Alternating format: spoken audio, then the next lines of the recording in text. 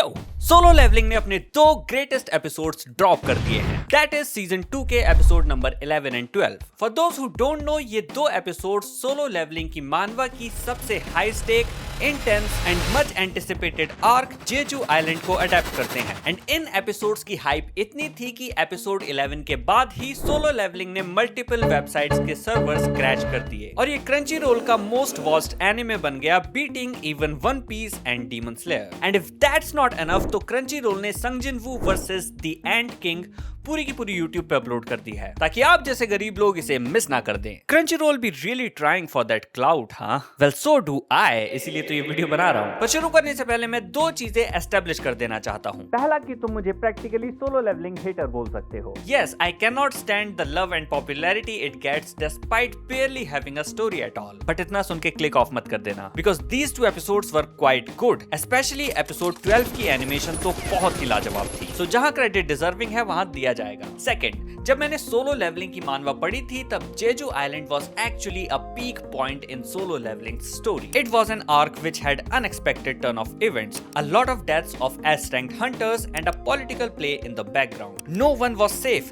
Anyone could die at any time. This was something that I never thought solo leveling will make me feel, and I actually developed a sense of respect for solo leveling. And on top of that, इस arc को story में काफी early on he hint कर दिया जाता है और फिर स्लोली डेवलप किया जाता है। And it also had an element of emotion जो सोलो लेवलिंग से यूजुअली मिसिंग होता है, जो आता है हंटर बायक के हीलर फ्रेंड मिन ब्यूंग से, जो रिटायर्ड था और इस रेड को एज अ हीलर ज्वाइन करता है। एंड इस पोर्शन को तुम एपिसोड नंबर 13 में देखोगे। I legit thought, okay maybe I was wrong, maybe जैसा लोग बोलते हैं सोलो लेवलिंग एक्चुअली पीक है। But then I watched Hunter Hunter an actual peak, and तब मैंने रियलाइज किया कि जेजू आइलैंड तो यहाँ से कॉपीड है। जो लोग नहीं जानते हैं उन्हें बता दूं कि हंटर हंटर में एक आर्क एग्जिस्ट करती है जिसका नाम है कामेरा एंट। इसमें ऐसी ही सिमिलर डेडली एंट्स एग्जिस्ट करती हैं जो इंसानों को खाती हैं, एवरेज हंटर्स से ज्यादा पावरफुल हैं, एंड उसमें भी एंट क्वीन एक ऐसे एंट किंग को जन्म देती है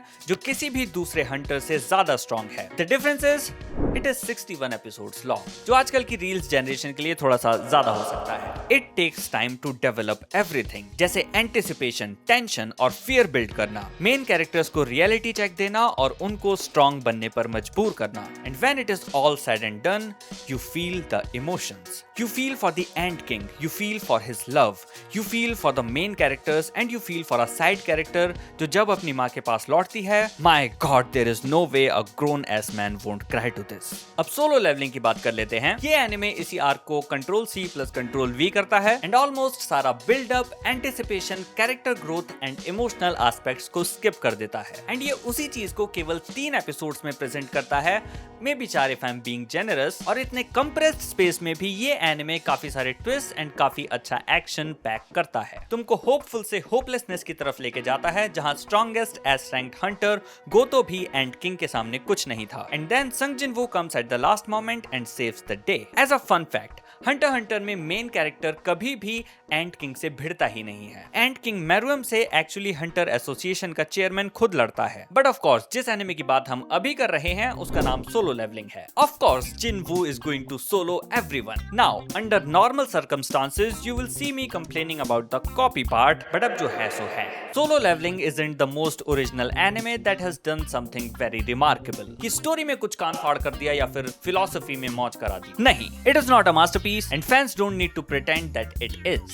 Watching solo leveling is like watching a shonen, but you only watch the fights and skip everything else. Plus, it mixes some elements of power fantasy anime so that you can feel good about yourself when Sung Jin-woo kicks some ass. It is like fast food, जो बड़ी-बड़ी companies तुम्हारे मुंह में घुसाने की पूरी कोशिश कर रही हैं और तुम बड़े मजे से खा भी रहे हो। It is not the most delicious thing out there, but it is okay. कभी-कभी इसकी भी क्रेविंग होती है। एंड मैं झूठ नहीं बोलूंगा, it's not like कि मेरे मुंह पे सोलो लेवलिंग देखते हुए डिस्गस्ट होता है। I watch them and I enjoy them. Just like McD का बर्गर खाते हुए मुझे उल्टी नहीं आती है। I know I can eat better, but ठीक है, बुरा नहीं लग रहा है, as long as उसके साथ कोक सर्व हो रही हो। Now अब जब मैंने इन दो चीजों का कॉन्टेक्स्ट दे दिया है, let's talk about the last 2 episodes. In fact, let's talk about the entire season 2. इस सीजन में हम बोल सकते हैं कि हमको करीब 4 मेन आर्क्स देखने मिली। Ice elves arc, high orcs arc, demon castle arc and the highly anticipated Jeju Island arc. Arc. That's how fast it is. I am sure किसी भी दूसरे एनिमे में तुमको केवल 12 एपिसोड्स में 4 आर्क्स देखने नहीं मिलेंगी, जिससे मेरी सिर्फ एक ही कंप्लेन है, that I don't feel anything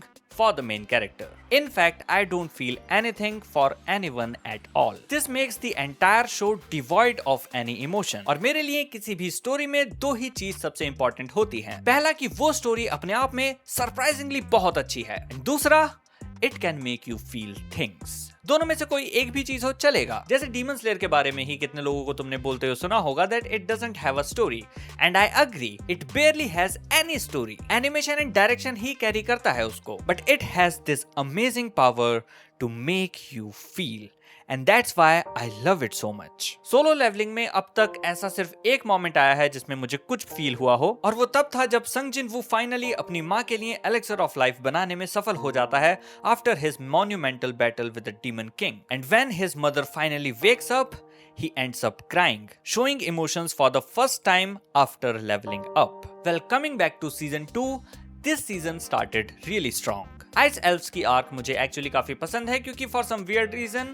I like snow backgrounds, and यहाँ पर सोलो लेवलिंग भी अपने पत्ते काफी अच्छे से खेलता है। Apart from the dungeon threads like ice elves and bears, इसमें एक एंटेगनिस्टिक हंटर भी दिया गया है ताकि जब उसकी बैंड बजे तो मजा आए। यहाँ बारका की वॉइस राणा दगुपति से करवाई थी और मेरे को ऑनेस्टली कोई फर्क नहीं पड़ता इस चीज से, but animation wise this episode was strong. Similarly आगे की हाई एक्शन आर्क्स में भी लाइक हाई ऑक्स आर्क और डीमन कासल आर्क के एनिमेशन में भी पिछले सीजन से ज्यादा एफर्ट्स दिखाई दिए। The animation looked more dynamic और काफी अच्छे इम्पैक्ट फ्रेम्स भी देखने मिले। डीमन कासल का तो स्केल भी इतना बड़ा था एंड वहां भी एनिमेशन बहुत फ्लैशी थी। ऑल्दो इट फेल्ट लाइक कि फाइट काफी जल्दी निकल गई, for some reason I think manhwa में वो एक्सपेंडेड थी, but you can't trust my memory. Last season से जो फाइट मुझे एक्चुअली अच्छी लगी थी वो थी जिनवू वर्सेस इगिरिस, एंड सरप्राइजिंगली जो सारी फाइट्स मैंने बताई हैं उनमें एक नाम कॉमन है, except demon castle, Hajime Nakagawa. He is a key animator in season 1 episode number 11, season 2 episode 2,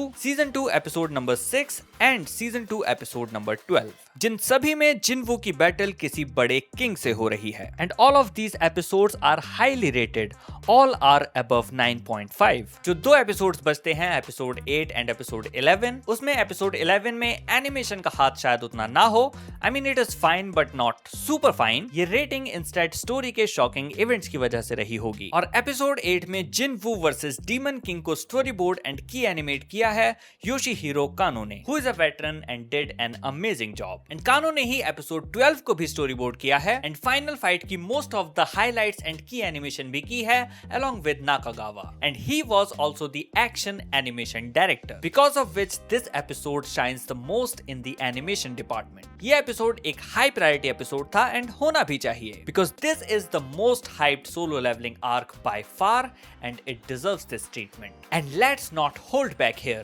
episode 11 and 12 back to back peaks थे। एक में हमको शॉकिंग डेथ्स देखने मिलती हैं, पहले जापानीज हंटर्स की, which was a terrifying scene by the way, और फिर कोरियन हंटर्स को भी बेरू ऑलमोस्ट वाइप आउट कर ही चुका होता है, एंड एपिसोड एक क्लिफ हैंगर पे एंड होता है, hinting the entry of Sung Jin Woo in the fight, and episode 12 picks from there, delivering the much anticipated Sung Jin Woo versus the ant king.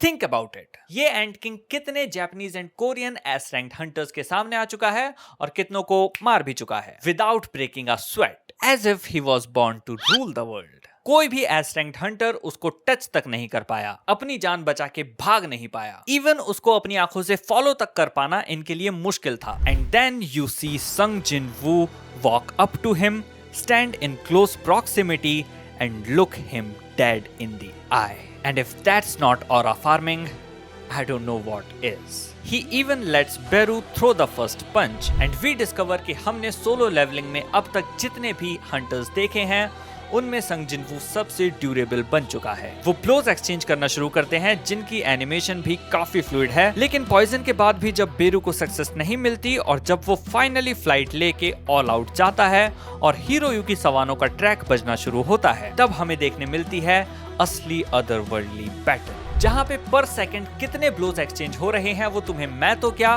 कोई S ranked Hunter भी नहीं बता पाएगा। यहाँ पर एनिमेशन भी एक अलग ही लेवल पर चला जाता है, far exceeding anything that has come before. And अगर किसी ने मिस कर दिया हो तो मैं बता दूं कि बेरू यहाँ पर सिर्फ अपनी एबिलिटीज से नहीं लड़ रहा है, बल्कि वो उन एस रैंक्ड हंटर की एबिलिटीज के साथ भी लड़ रहा है जिनको उसने कंज्यूम किया है। एंड एनिमे यहाँ पर थोड़ी सी लिबर्टी लेता है और बैटल में इन एबिलिटीज को थोड़ा इनकॉर्पोरेट करके भी दिखाता है। And the visual representation of their speeds was just the cherry on top. The hype and the animation will surely make it one of the most promising contenders of one of the best episodes of 2025. और चाहे तुमको solo levelling पसंद हो या ना हो, चाहे तुम इसको प्यार करो या फिर इसको बेयर मिनिमम करने के लिए हेट करो, you can't deny that the production has done an amazing job in presenting this story in the animation medium. And if nothing else, their efforts deserve all the praise. And that was it for today. मुझे comments में बताना कि तुम्हें season 2 कैसा लगा, specially संग जिनवू versus एंट king पर तुम्हारा क्या रिएक्शन था। तब तक के लिए मैं चलता हूँ, मिलूंगा तुमसे अगली वीडियो में। Bye bye.